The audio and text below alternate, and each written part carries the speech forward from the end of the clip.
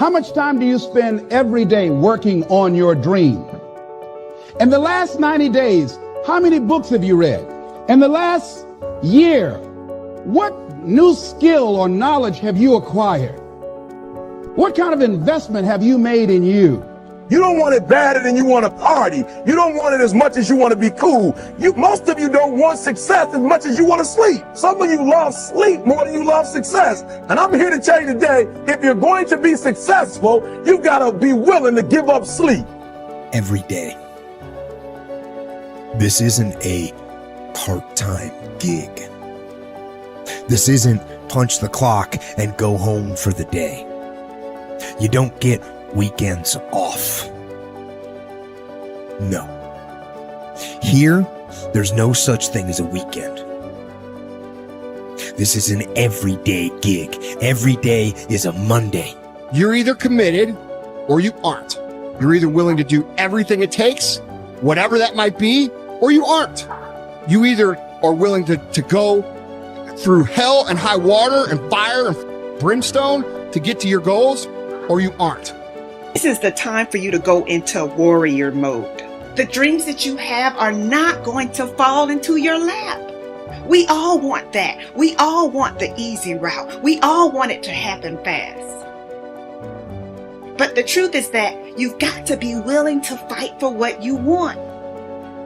And sometimes the person that you have to check is yourself. It doesn't matter what you don't have now because you can go get it. But it starts today. It starts with a commitment. It starts with a principle. It starts with a discipline. It starts with effort. It starts with energy. It starts with an idea that you're going to make today count. Develop yourself, weaponize yourself, teach yourself to be so good at something that is necessary to serve in the area of your dream that now you're never even thinking about your comfort zone. Whatever you resist persists, but if you ask the right question, not why is this happening, but what is this here to teach me? What is this here to teach me? It puts you in the place and space to get the lesson you need. The things that you went through getting there give you the tenacity to stay there. The fight is your friend.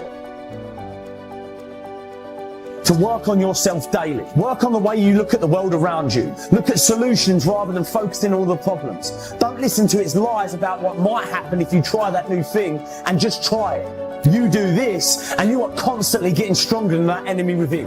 And I may make a mistake, but I own it radically, emphatically. I don't play the blame game.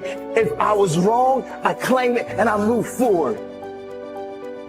The starting point of goal setting is for you to realize that you have virtually unlimited potential to be, have, or do anything you really want in life, if you simply want it badly enough and are willing to work long enough and hard enough to achieve it. The second part of goal setting is for you to accept complete responsibility for your life and for everything that happens to you, with no blaming and no excuses.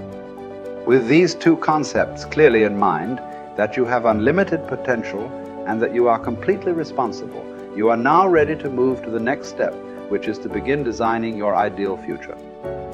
You are responsible for financial strategy, for deciding exactly how much of your services you want to sell, how much you want to earn, how rapidly you want to earn your income year by year, how much you want to save and invest, and how much you want to be worth when you retire. These numbers are entirely up to you. You are responsible. You are responsible for your people's strategy and your relationships, both at home and at work. One piece of advice I give my students is to choose your boss with care. Your choice of a boss is going to have a major impact on how much you earn, how fast you get ahead, and how happy you will be at your job.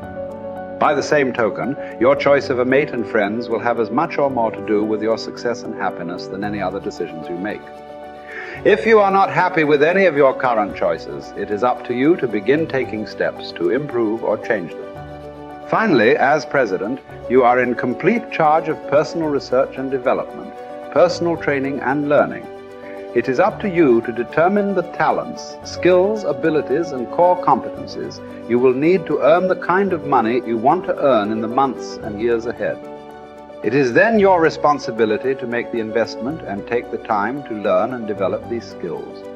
No one is going to do it for you. The unavoidable truth is that no one really cares as much as you do. From this point forward, see and think about yourself as the master of your own fate. See yourself as completely in charge of your own life. See yourself as the president of your own personal services corporation. See yourself as a powerful person, completely self-determined and self-directed. Refuse to whine and complain about things that happened in the past, which cannot be changed. Instead, orient yourself toward the future and think of what you want and where you are going. Above all, think about your goals. The very act of thinking about your goals makes you positive and purposeful again. And if you decide today to go for the apple instead of the Hershey bar, I'm telling you, you have begun the process of turning your life around. And if you keep up that process, not only with your health habits, but with your money habits and with your communication habits, with your sales habits, management habits, and every other habit that you've got, if you'll start that process, eliminate the errors and replace it with disciplines practiced, I'm telling you, you can start this process of life change immediately. After today, you don't ever have to be the same again. Only by choice. You don't have to walk out of here the same as you walked in today. Only by choice. You can start a whole new process. And you say, well, Mr. Owen, is it that simple? Yes, it's that simple. Where else would you start but with an apple? You don't have to start with something staggering, and everybody has it within their power. What was so happy for me to find out at age 25, Mr. Shove said, Mr. Owen, you don't have to change countries. But you do have to change philosophy. And if you'll change philosophy, not country, you can turn around your income, you can turn around your bank account, you can turn around your skills, you can become capable, powerful, sophisticated, healthy, influential, all the other equities that you could possibly want out of your life, using the only stuff there is and not trying to change any of this stuff. Appreciate all of this stuff with all of its ups and downs, with all of its mystery of why it works and sometimes it doesn't work. Don't challenge this. You don't have to ask for another planet. You don't have to ask for another country. Just ask for another book. Ask for another seminar. Ask for another idea. And you can start this whole process of personal life change. You want to stand out from everyone else. You want to do something more than other people think is possible. You literally want to stand outside the norm. And if that's the case for you, then understand that, as Albert Einstein said, only one who devotes himself to a cause with his whole strength and soul can be a true master. For this reason, mastery demands all of a person.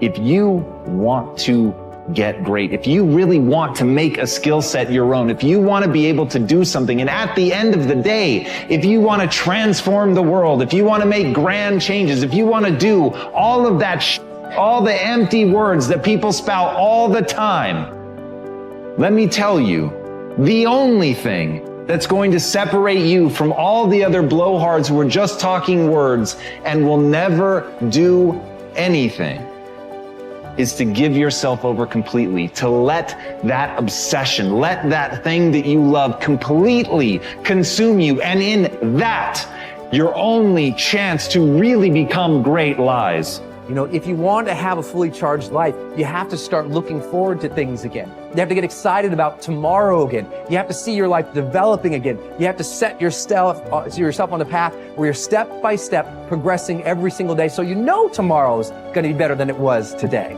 That you know tomorrow you're going to become more of who you know you can become. That you know tomorrow by your simple choices, by your simple sets of disciplines and habits, that you're going to evolve into your highest self.